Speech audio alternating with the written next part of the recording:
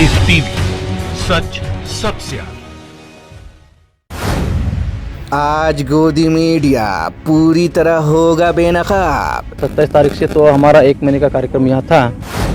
एक एक कर दलाल मीडिया की खुलेगी पोल। 29 तारीख को हम निकलने वाले थे, लेकिन लॉकडाउन की वजह से हम जा नहीं पाए। जब ये लॉकडाउन खुलेगा तब हम देखेंगे। बेशर्म मीडिया की बेशर्मी होगी बेपर्दा।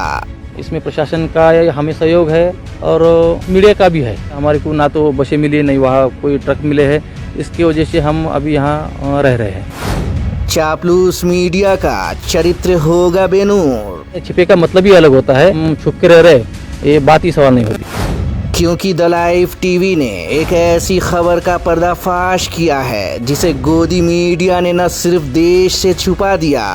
कुल 1500 लोग हैं बच्चे मिला के। ना तो मीडिया वाले हमें बोल सकते हैं और ना प्रशासन बोल सकते, क्योंकि हमने हमारी हर डिटेल उनके पास भेजी है। बल्कि 15 दिनों बाद भी इस पर सांस डकार तक नहीं लिया। जानते हैं क्यों?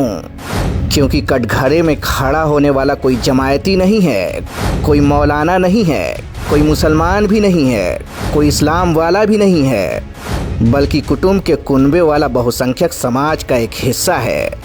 आज रात 12 बजे से घरों से बाहर निकलने पर पूरी तरह पाबंदी लगाई जा रही है।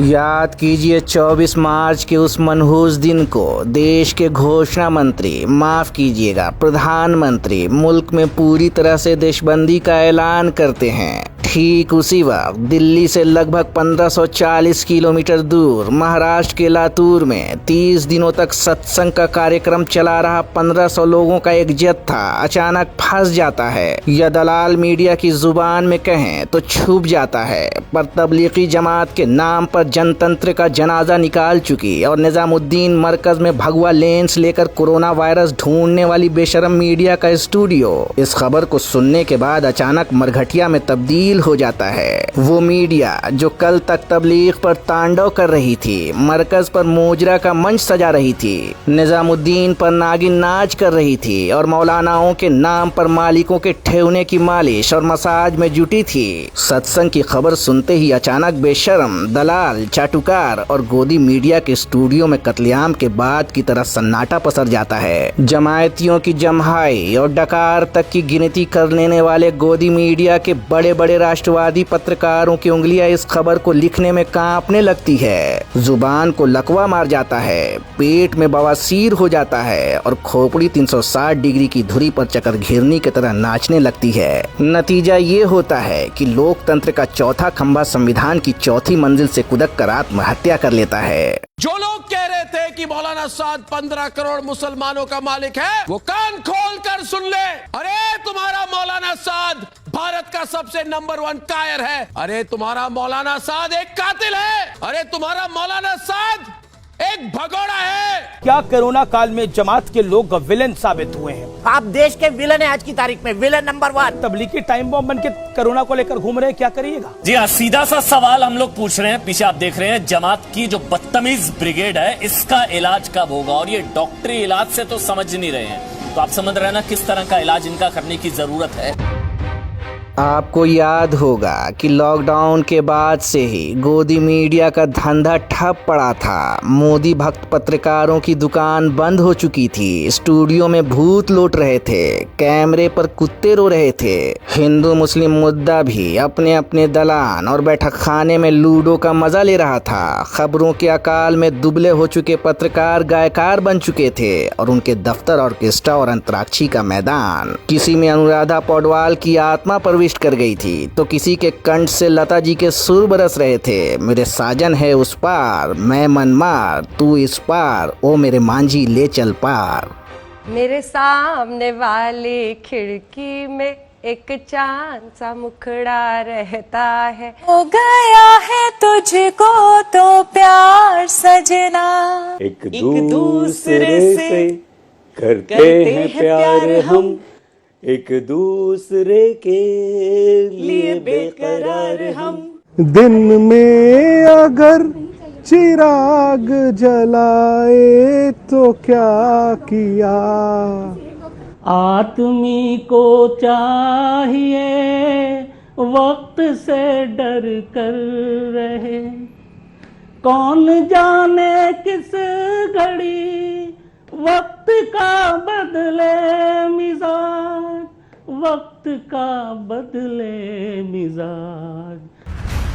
साहिर लुधियानवी के लिखे गाने को आज तक वाले शम्स बाबू ने अपनी बेसुरी आवाज के साथ सातवें सुर में उठाया तो जूहू के कब्र में सोई हुई रफी साहब की आत्मा बिलबिला उठी कि अच्छा हुआ हम तो 40 साल पहले ही निकल लिए, वरना उसी आज तक की बिल्डिंग से कूदक कर आत्महत्या करना पड़ता। हंसिए मत सर जी, सोचिए कि न्यूज के नाम पर नौटंकी परोसने वाले पत्रकार आपको कैसे मूर्ख बना रहे हैं। मेरे सामने वाली खिड़की में एक चांद सा मुखड़ा रहता है। हो गया है तुझको तो प्यार सजना, एक दूसरे से करते हैं प्यार हम, एक दूसरे के लिए बेकरार हम।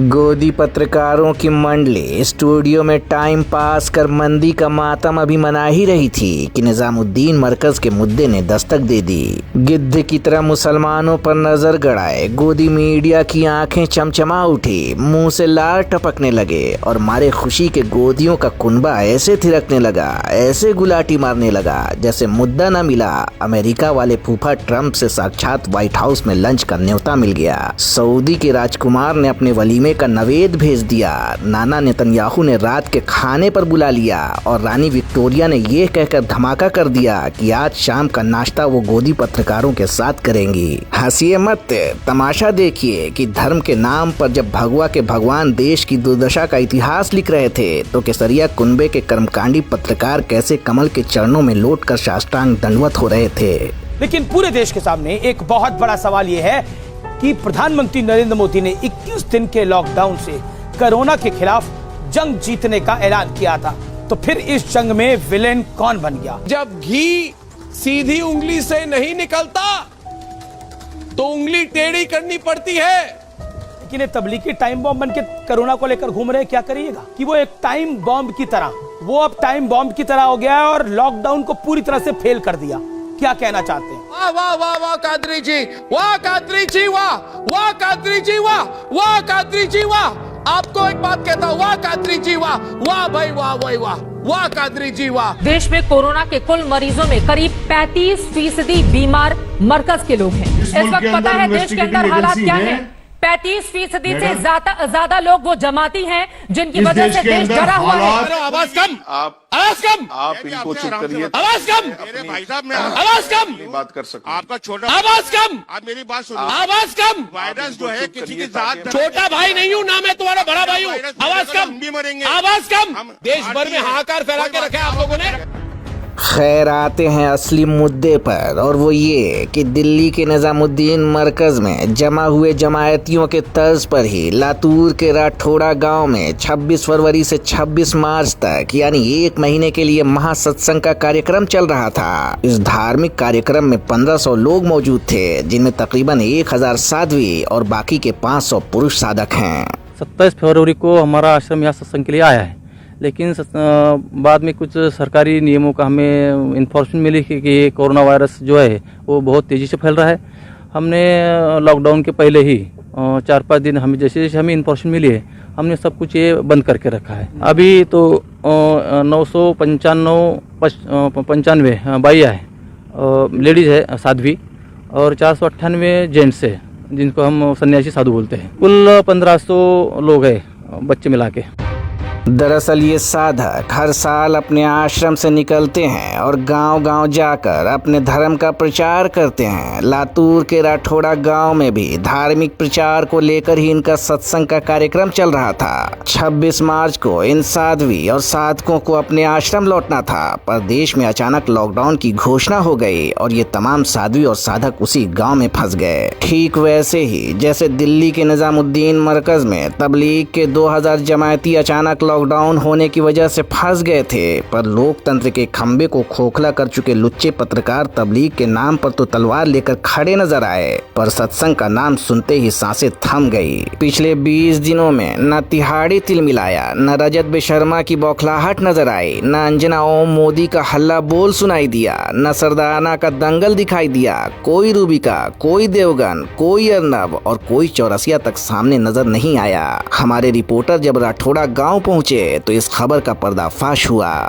हमने वैसे पूछताछ की थी कि भाई हमारा ये सत्संग का कार्यक्रम 29 तारीख को ख़त्म होने वाला है, तो लॉकडाउन की वजह से फिर हमारे को ना तो बसें मिली, नहीं वहाँ कोई ट्रक मिले हैं, इसकी वजह से हम अभी यहाँ रह रहे हैं। हमारे पास बहुत सारे तंबू है, हम हमारे लोगों को अंतर से क्या डिस्टेंस रख के सोना खाना पीना सब हमारा चल रहा है। हम आज ही जाने की तैयार है, अगर प्रशासन हमें पहुँचा देता है तो हमारी जाने के लिए कोई हर्ज नहीं है। जिलाधिकारी को ये पत्र देने वाले कि भाई हमारी जाने की व्यवस्था करो। प्रशासन से हमें बार बार यही विनती करनी है कि हमें जल्द से जल्द हमारे आश्रम तक जाने की कोई व्यवस्था करवा दीजिए। राठौड़ा इस गांव में महानुभाव पंथ के जो पंथ के लोग हैं वहाँ पे 1341 लोग हैं, 1341। ये फरवरी महीना से हमारे पास है, जो कि लॉकडाउन के बहुत पहले से हैं।